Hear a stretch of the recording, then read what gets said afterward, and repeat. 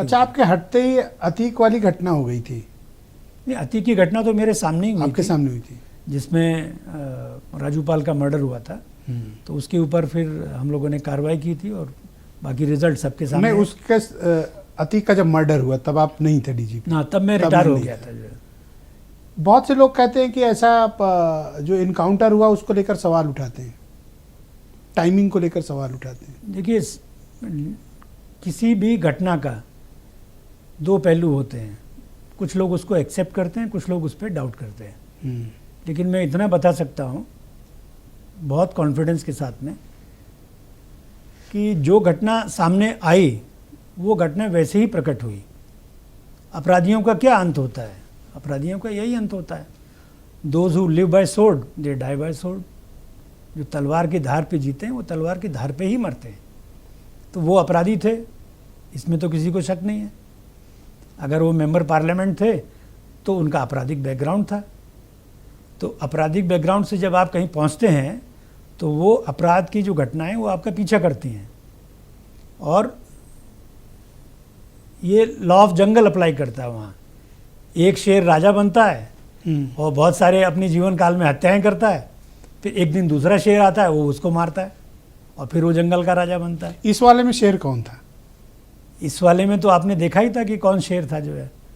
भाई वो कैसे, लोगों को ये थ्योरी हजम नहीं हुई कि दो अनजान से बच्चे आते हैं, क्या शानदार वाली पिस्टल जिगाना वाली लोग बताते हैं, मैंने देखी नहीं, इंटरनेट पे पढ़ी है सिर्फ, और अतीक को मार देते हैं।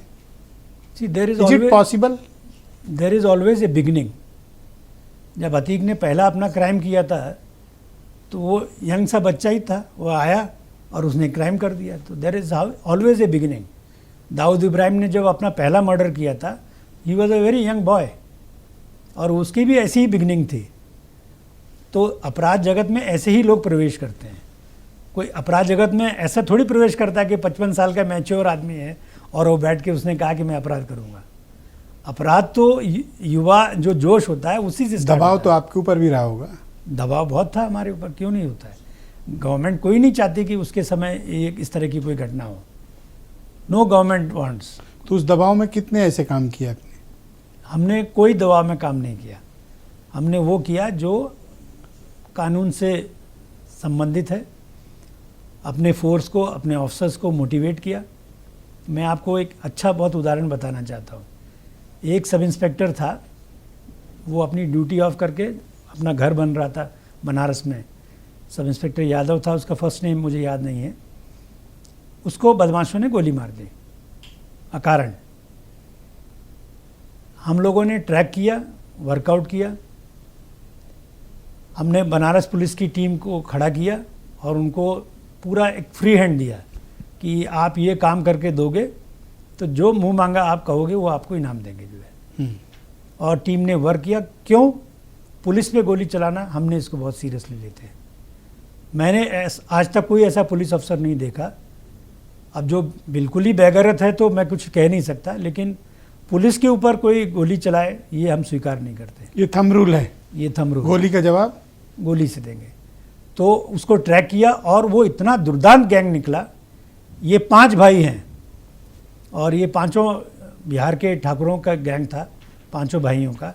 किसी के ऊपर 50 मुकदमे, किसी के ऊपर 60 मुकदमे। और बिहार में उन्होंने 14 पुलिसकर्मियों की हत्या की हुई थी बैंक रॉबरी के दौरान। बैंक रॉबरी भी बहुत की थी। हमने एक एक करके चुन चुन के सबको न्यूट्रलाइज किया और कानूनी तरीके से न्यूट्रलाइज किया। और उसका पूरा ये वही लोग जिन्होंने बिहार में, वाराणसी में भी कुछ घटनाएं की थी? वाराणसी की का ही घटना का मैं जिक्र कर रहा हूँ। तो बहुत हीनियस क्राइम था। कोई ऐसी घटनाक्रम जिनको आपको लगता हो कि जिंदगी में आपको रिग्रेट रहा कि वो मुझसे चूक हो गई 35 सालों की नौकरी में? एक घटना हुई थी जब मैं एसएसपी नोएडा था और एक क्राइम बावरियों ने किया था जिसमें एक बहुत ही संभ्रांत परिवार था। हस्बैंड उनके एक्स आर्मी ऑफिसर थे, वाइफ उनकी मेडिकल कॉलेज में प्रोफेसर थी दिल्ली में।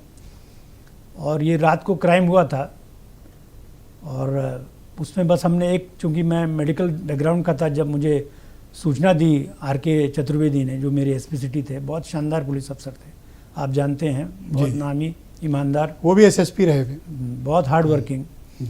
तो उन्होंने मुझे रात को खबर दी 3 बजे कि साहब ऐसी ऐसी घटना हो गई। तो मैंने उनको कहा कि पुलिस से पहले आप एम्बुलेंस भेजो वहाँ पर, और 4 लड़के पुलिस के हॉस्पिटल भेजो, ब्लड डोनेट करके रखें, क्योंकि मुझे मालूम था बावरिया सिर पे प्रहार करते हैं, ब्लीडिंग बहुत होती। ओके। तो हमने वहाँ गए तो 5 लोग ज़मीन पे बिखरे हुए थे और खून ही खून था वहाँ पर। साधारण आदमी कोई देख ले तो गश खा के गिर जाए जो है। हमने रश किया उनको हॉस्पिटल, हमारी टीम लड़के तैयार थे पुलिस के, ब्लड डोनेशन किया, ब्लड ट्रांसफ्यूजन किया, 2-2 4-4 बॉटल। कैलाश हॉस्पिटल के मालिक जो आज मेंबर पार्लियामेंट है महेश शर्मा, उन्होंने बहुत हेल्प की हमारी, बहुत सपोर्ट किया। तो हम उनमें से 4 लोगों को बचा पाए, 1 की डेथ हो गई। लेकिन वो केस हमने बहुत मेहनत की, बहुत मेहनत की, मैं आपको बता नहीं सकता मेरी टीम ने इतनी मेहनत की। झिंझाना मुजफ्फरनगर से लेके मध्य प्रदेश तक जगह जगह हमने जाल बिछाए, हमारे लोग भेजे, लगाए, लेकिन वो केस हम वर्कआउट नहीं कर पाए। तो जिसका मलाल आज भी मुझे रहता है, और ये 98 की घटना है।